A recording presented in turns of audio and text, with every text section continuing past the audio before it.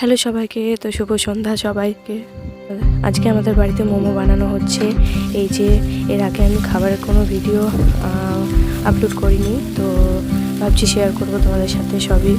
তো এই গ্রেট করা সবজিগুলো সব আমি ভেজে নিয়েছি কম আছে, সব মশলা টশলা দিয়ে, ম্যাগি মশলা সব কিছু দিয়ে। তারপরে এটা পুরটা, তো তারপরে পুরটা বানাবো। তো পারফেক্ট না হলেও মোটামুটি হয়েছে।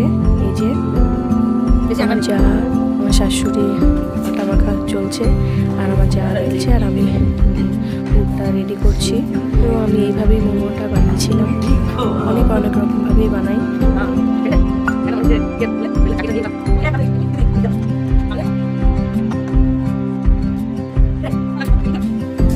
এই যে মোমো রেডি হয়ে গেছে, আর সবাইকে সার্ভ করেও দিয়েছি। তাড়াতাড়ি করে এটা শুট করেছি।